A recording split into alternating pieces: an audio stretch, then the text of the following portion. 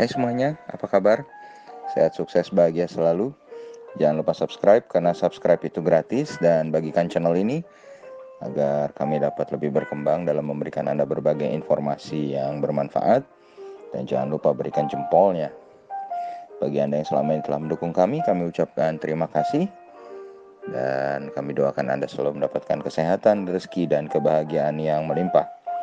Mari kita mulai sebuah insight mengenai sebuah perusahaan yang melantai di pasar modal Indonesia dengan kode saham DEMAS atau Delta Mas dulu disebut, dan sekarang bernama Pura Delta Lestari Tbk. Perlu kami sampaikan sebelumnya bahwa apabila kami memberikan insight mengenai sebuah perusahaan yang melantai di pasar modal Indonesia, ini adalah murni untuk menambah wawasan kita atau kesana pengetahuan kita mengenai saham-saham yang melantai di pasar modal Indonesia, tanpa maksud mengajak Anda untuk membeli atau menjual, apalagi memompom saham ini. Dan kita akan mulai dengan DEMAS atau Pura Delta Lestari Tbk ini. Sebenarnya sudah berdiri tahun 1993, tanggal 12 November, sudah cukup lama. Tapi baru mulai beroperasi secara komersial pada tahun 2003. Kantor pusat dari DEMAS sendiri berlokasi di Jalan Kali Besar Barat nomor 8, Kelurahan Roa Malaka, Kecamatan Tambora, Jakarta Barat.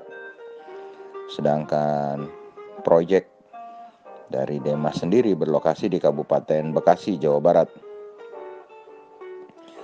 Dan berdasarkan dari anggaran dasar perusahaan, maka ruang lingkup kegiatan dari DEMAS ini adalah bergerak dalam bidang pembangunan perumahan dan pembangunan pengusahaan kawasan industri atau industrial estate.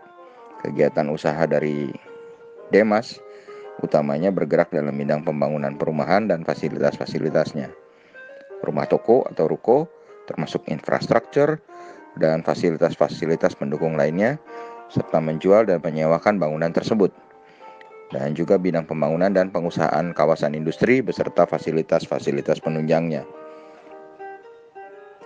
Saat ini, proyek utama dari DEMAS adalah mengembangkan sebuah kawasan kota Delta Mas yang merupakan sebuah kota industri kombinasi yang mandiri melayani pelanggan industri, komersial, dan pemukiman.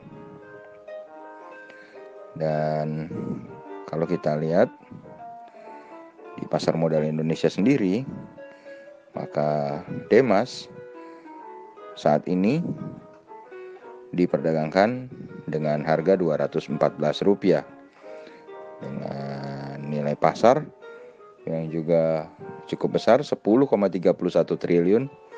Jadi untuk ukuran harga saham 200-an, nilai market cap DEMAS ini cukup besar ya, di atas 5 triliun sampai 10,31 triliun. Dan kalau kita lihat, DEMAS sendiri sebenarnya baru belum begitu lama melantai di pasar modal Indonesia. Baru mulai tercatat tanggal 29 Mei 2015 dengan pemegang saham terbesarnya adalah PT Sumber Arus Mulia 57,28%, lalu Sojits Corporation 25%, dan sisanya adalah masyarakat 17,72%. Jadi semakin kecil saham masyarakat, banyak orang bilang semakin bagus. Sedangkan presiden komisarisnya adalah Bapak Mukhtar Wijaya yang juga memiliki saham sebesar 0,02%. Dan komisaris, sebagai presiden komisaris Bapak Mukhtar Wijaya ini didampingi oleh presiden direktur Hongki Jeffrey Nantung. Dan kalau kita lihat EPS dari DEMAS tahun ini memang menurun drastis. Di kuartal kedua hanya tercatat angkanya cuma 1, dan ini menurun cukup dalam dari tahun lalu. Dan kalau kita bandingkan dengan EPS tahun lalu, memang penurunannya cukup tajam dari 28 menjadi 3. Dan saya rasa memang banyak sekali perusahaan yang ketika terkena COVID-19 mengalami penurunan EPS yang cukup tajam ya. Dan kalau kita lihat secara sales, Demas membukukan sales 252,59 miliar rupiah dengan aset sebesar 6,99 triliun, dengan liability 1,53 triliun, equity 5,45 triliun, dan net profit sebesar 78,94 miliar. Book value per share sendiri dari Demas adalah 113, dan ini menghasilkan price to book value ratio yang tidak murah, ya ini 1,89 kali, dan price earning ratio-nya yang juga sangat tinggi, 65,33 kali karena labanya yang sangat kecil. Dan yang menarik dari Demas ini adalah net profit marginnya yang sebesar 31,25%. Dan return on equity dan return on asetnya tidak begitu menarik. Ya, ini hanya 2,9% untuk return on equity dan return on asetnya 2,26%. Yang juga menarik dari Demas ini adalah rasio hutangnya yang sangat kecil. Rasio hutang dari Demas ini adalah 28,15%. Cukup menarik jika kita bandingkan dengan beberapa perusahaan properti lainnya. Dan Demas memiliki satu keunggulan lagi adalah sejak tahun 2015 Demas tidak pernah absen dalam membagikan dividen. Selalu rutin membagikan dividen. Dan walaupun tahun ini keadaan COVID-19, nominal dividen yang diberikan masih sama dengan nominal dividen tahun 2019, yaitu Rp21. Hanya saja tahun 2019 Demas memang membagikan 2 kali dividen dalam setahun, yaitu di bulan 5 dan bulan 12. Dan kalau kita lihat secara year to date, Demas bergerak dari harga 120 sampai 298. Jadi harga yang sekarang 214 bisa kita kategorikan berada di tengah-tengah ya.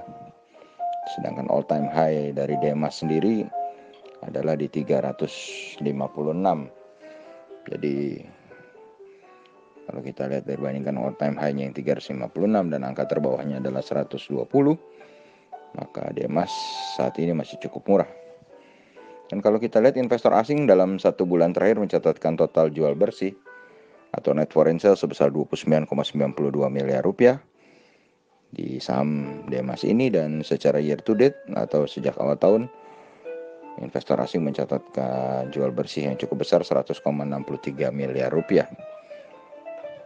Dan demikianlah sedikit insight mengenai saham Demas.